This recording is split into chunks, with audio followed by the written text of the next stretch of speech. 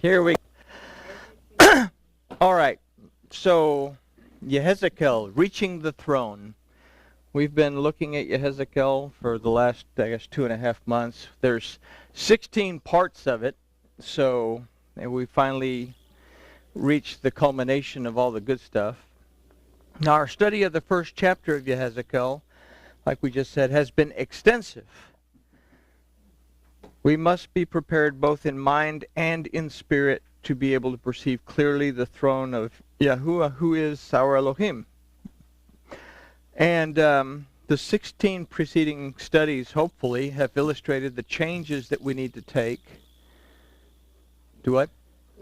Oh, go ahead. Okay. The changes that we have to take, and how our perception has to change in order to be aware of His presence. And this study is going to hopefully give us kind of a glimpse into what it is to perceive, and I think it's probably going to be more than just a glimpse as to what it is to perceive the throne finally, after everything that we've done. Now, in our studies of Noah, we considered the 3 levels of the ark, and the importance of keeping the unclean and the clean animals. Excuse me.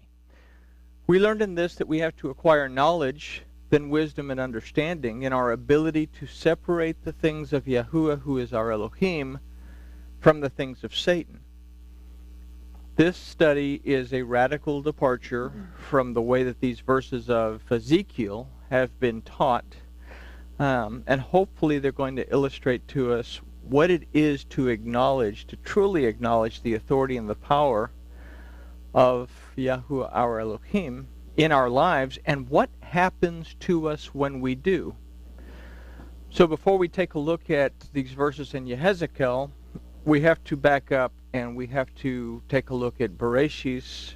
This is the first chapter, and these are verses 6 through 8. It says, "And Elohim said, Let there be a firmament in the midst of the waters, and let it divide the waters from the waters. And Elohim made the firmament and divided the waters which were under the firmament from the waters which were above the firmament, and it was so.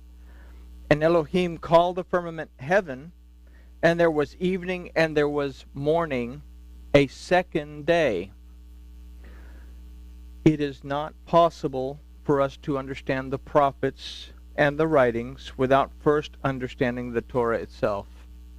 There's so much in the Torah that explains to us what these prophets are talking about, but if we don't understand the relationship between what the Torah is saying and what the prophet is saying, then we lose a lot of the meaning. These verses illustrate the creation of the house of Yahuwah Elohim, and in these we will understand that this house includes what is above and what is below the firmament. Now, this includes what is above and what is below the firmament, and that's something that we need to try to remember throughout the scope of the study.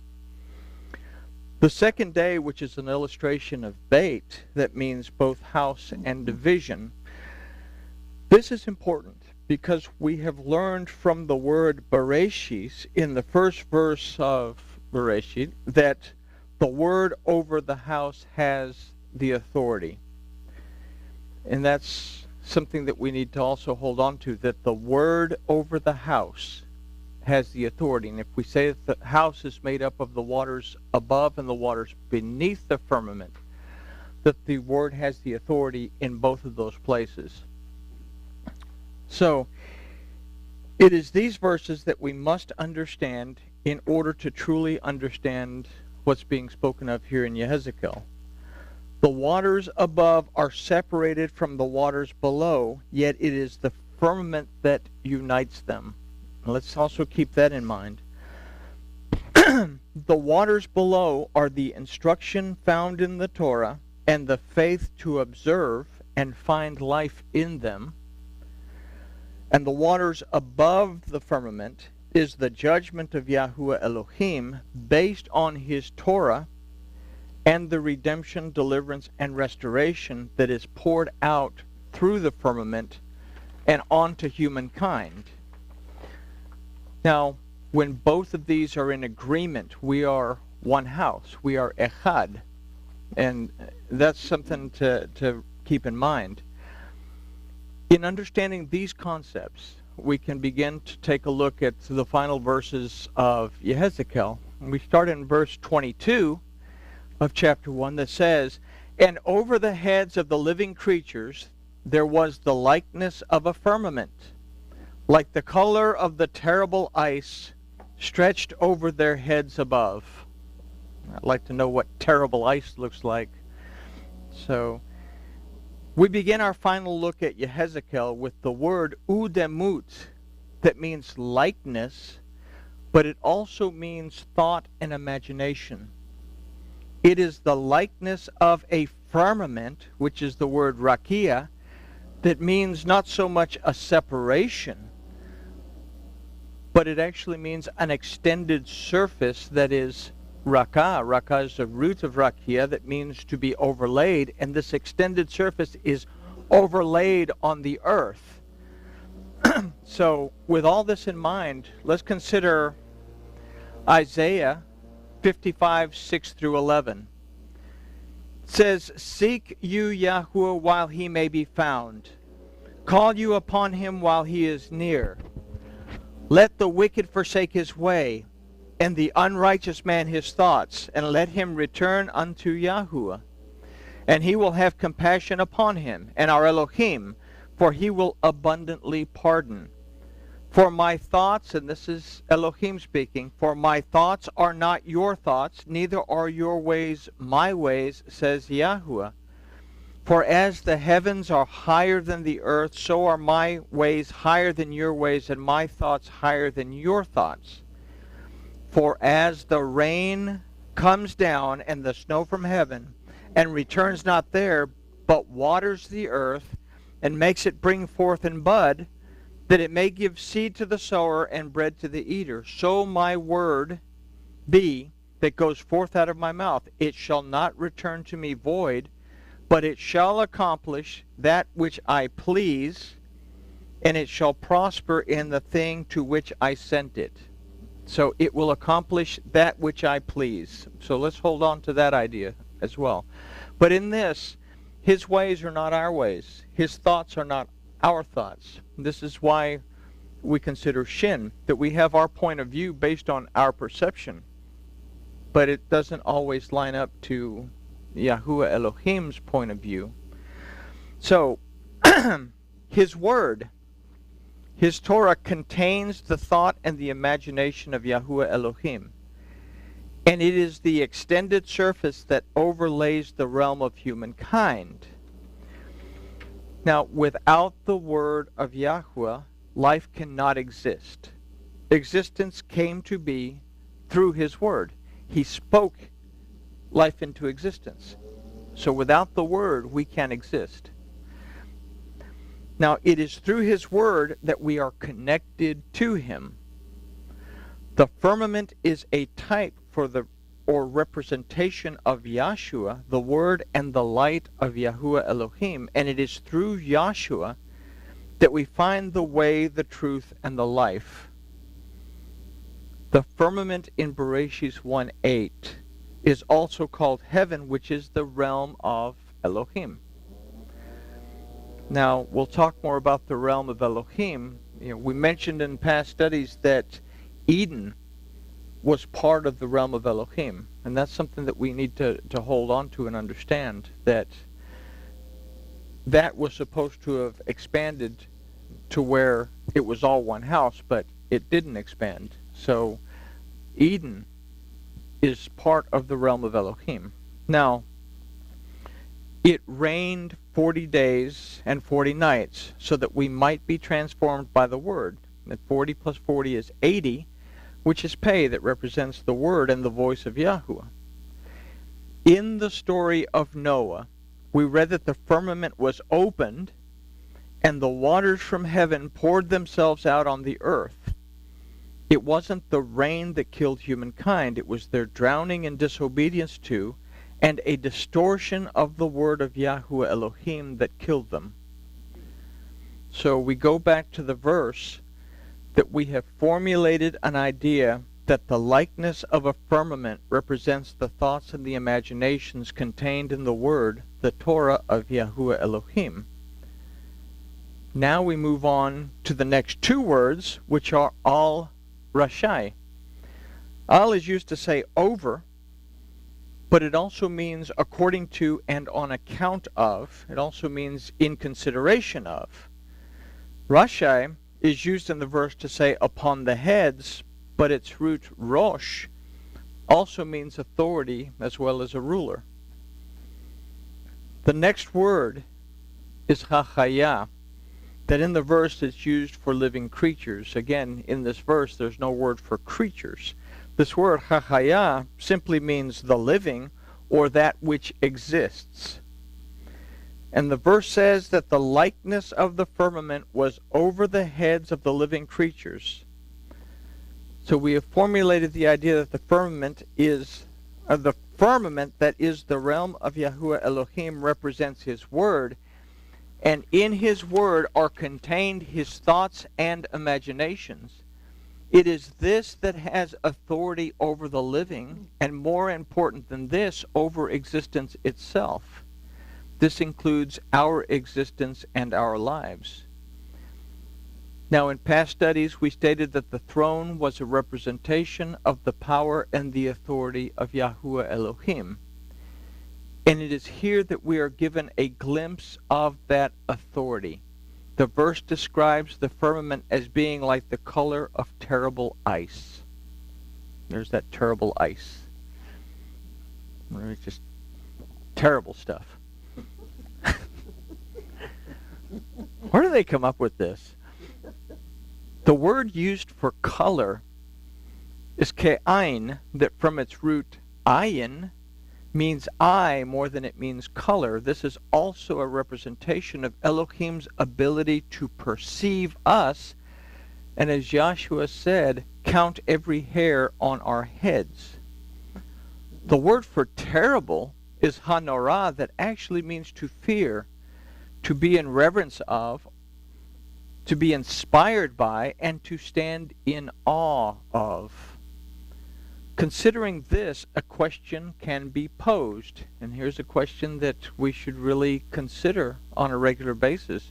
Do you perceive that Elohim is aware of every action that you take, every word that you speak, and every thought that you think?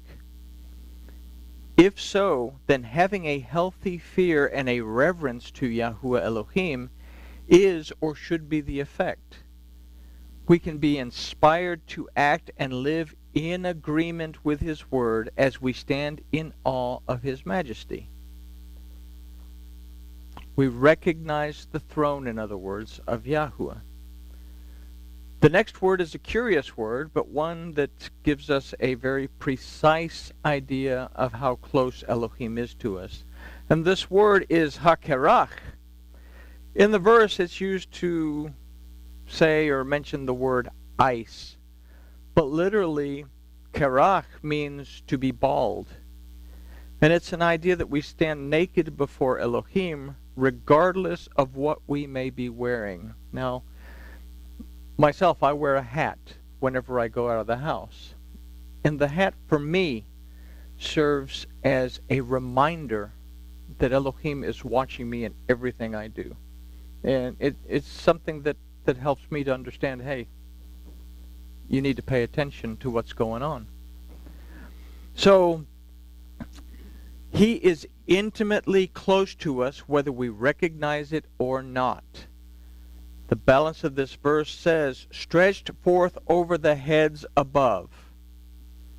The word for stretched is natui. I think that's kind of a cool word, natui. That aside from stretch also means to incline towards or to influence. This word is followed by al, that as we found out earlier is used to say over, but also means according to, on account of, and in consideration of. And then the word used for their heads, which represents our existence in life, is rashehem. Now, we said that this word rosh means authority. So this is an illustration of our perceived authority over life and existence. We do have authority, but as we will see, our authority must be in line with Torah. Okay? And that's the authority that we have. The main authority that we have is the authority to choose. So before we compile this together into an idea, let's consider the last word, that is milma ele, that's used for above. This word comes from the root ma'al, that actually means higher. It comes from another root, Allah, that means to ascend as well as to meet. So we can take all of this stuff now and formulate an idea that the firmament, that is the realm of Yahweh Elohim, represents His Word, and in His Word are contained His thoughts and imaginations. It is this that has authority over the living, and more than this, over the existence itself. This includes our existence and lives. Every action that you take, every word that you speak, and every thought that you think is perceived in the realm of Elohim. Recognizing this, we must develop a healthy fear of and reverence to Yahweh Elohim. We can be inspired to act and live in agreement with His Word as we stand in awe of His majesty. In this, we recognize the throne of Yahweh. We can develop a very intimate relationship with our Elohim. The power and the authority, which is the throne, is inclined towards us, and if we are in agreement with it, we feel its influence, as it is according to, on account of, and in consideration of the word of Yahweh. This power and authority is higher than our perceived authority, yet we are able to ascend to it as we seek to worship in spirit and in truth. And that's a mouthful for a verse. Now, considering this, let's consider what David had to say at Psalms. It's 139, 23, and 24. He says, "Search me, O El, and know my heart. Try me, and know my thoughts, and see if there be any wicked way in me, and lead me in the way everlasting." And with that, we can also consider what Solomon had to say at Proverbs 16, 2 through and 3. He says, "All the ways of man are clean in his own eyes, but Yahweh weighs the spirit. Commit your works to Yahweh, and your thoughts shall be established." It's here that our power and our authority is established. It's established by and through our recognizing the presence of the throne and being in agreement with the realm of Elohim by being in agreement with His Word that is Torah. Everybody with me? Okay. So having considered all that, verse 23 says, "And under the firmament were their wings conformable the one to the other. This one of them had two which were covered, and that one of them had two which were covered, their bodies." Sounds like their bodies was kind of an oversight. Their bodies. This verse is very important, and it will be an eye-opener for us. This verse will hopefully inspire us to seek Yahuwah, our Elohim, in truth, testing everything that we believe to be sure that it is in agreement with His Torah. We begin with the phrase, "and under the firmament," which represents the realm of humankind. We must consider our discussion earlier considering the waters above and the waters below the firmament. We concluded that the waters below are the instructions found in Torah and the faith to observe and find life in them. Abraham was faithful, and it was counted towards him as righteousness. And that the waters above are the judgments of Yahweh Elohim based on His Torah and the redemption, deliverance, and restoration that is poured out through it, the firmament, and onto mankind or humankind. Now the phrase, their wings conformable the one to the other, this must be a true statement in our lives. And we say, oh, what does that mean? The wings conformable. How is that going to be a true statement in our lives? The word wings is a representation, again, of the Tzitzit that serve to remind us to keep the statutes, ordinances, and commandments of Yahuwah Elohim. These must be conformable the one to the other. The word used for conformable is yesharot, that also means to be in line with and to be correct. This word also means to be pleasing, to be righteous, and to be upright.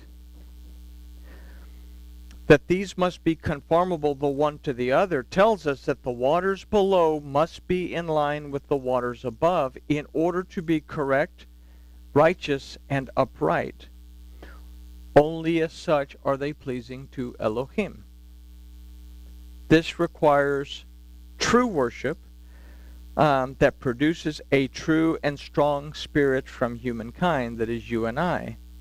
And we find this stated in the phrase, this one of them had two which covered, and that one of them had two which are covered. And again, how do we see that in this? The word for this one is Isha. And the word for that one is Leish. From our previous studies, we learned that Isha is the spirit that comes from Ish, our prayer, study, and praise. Note that it is Leisha, or Leish, which illustrates further that it is the instruction and guidance of worship that must be true in order to bring out a spirit strong enough to not be seduced and deceived by the Satan. Both have two wings that cover. The word for cover is mechasot. This word comes from the root kasa, that means to clothe and to cover for protection. It was the wings, the tzitzit, that reminds us to keep Torah, that clothes us and covers us in the protection of Elohim. Kasa is also the root of the word kiseh, that means throne. So within the Torah, we find the throne of Elohim, and we see it, we perceive it, if we are in line and in agreement with the word of Elohim, if we are walking according to what the Torah tells us. And we're striving to get there. We just have a long period of time where there's been so much misrepresentation that we're trying to figure out what is and what isn't still. Note that there are two wings, one set on Isha and the other set on Leish. The waters above must agree with the waters below. Only in this are they yesharot, that they are in line and correct. The root word for two is shana, that means to bring change.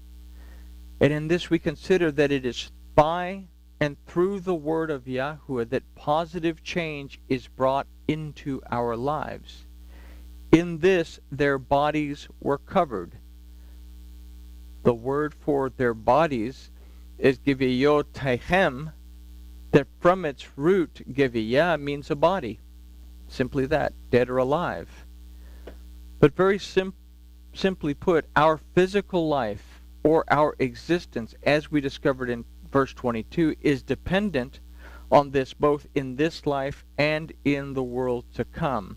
And this is something that we stated a long time ago, that we have to build our relationship now while we're alive.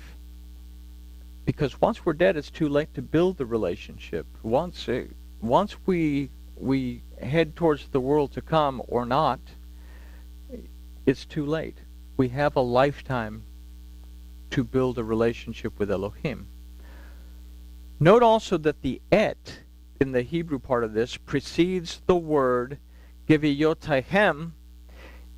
It is the covering of the et the Aleph and the Tav, the word that preserves us, and that word is Yahshua, the redemption, deliverance, and restoration that comes from Yahuwah. The next two verses deal with humankind's rebellious nature and the desire to make teshuvah or not. I mean, it's a choice. Verse 24 says, "And when they went, I heard the noise of their wings like the noise of great waters, like the voice of the Almighty, a noise of tumult, like the noise of a host. When they stood, they let down their wings." Note that what was heard is the noise of their wings, like the noise of great waters. Again, we refer back to the flood. It wasn't the rain that killed the people. It was the flood waters rising up. Can our interpretation of the word of Elohim cause us not to hear him? Can our misinterpreting the word of Elohim cause us to think that we hear the voice of the Almighty? When we're between radio stations, we hear static, but we don't really get a clear signal. We hear a bunch of noise that's like the noise of tumult, like the noise of a host. But we don't really get any clear reception. If we don't recognize this state of being, we become separated from Elohim. We fail to perceive the throne. So the first step is to stand still and pay attention. We must seek to know why we are separated. And this is what we've talked about in times past, that we must be able to recognize when we get ourselves into a state of spiritual poverty. When we're going in the wrong direction, we have to be able to recognize it. The word for when they stood is by amedam, that from its root amad means, among other things, to stand upright, to be restored, and to become established.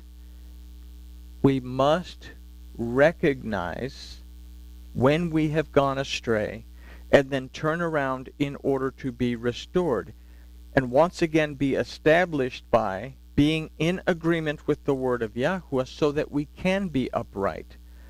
This requires us to let down our wings, or our interpretation of the word of Yahuwah Elohim. How can we know what is true doctrine and what is false doctrine? There's a lot of stuff out there. I think the other day we talked about how easy it is to get online, get on the internet, and find all kinds of teaching. Does it line up with what Elohim's word says, or does it not? There's words we were talking about earlier. There's words that are used in our modern vernacular that don't exist as concepts in Hebraic thought. So there's things that we need to be aware of. Simply, if what we believe cannot stand on the Torah, be supported in the prophets and in the writings, and then be further supported in the Bazorah, then we must reconsider it. We must, as Paul told Timothy, study. Regardless of how much you love your teacher, pastor, rabbi, etc., it is ultimately up to you to learn and to keep the instruction of Yahuwah in his truth, and not in yours or anyone else's. We can perceive things to be true that aren't necessarily true. And we have examples of this throughout history.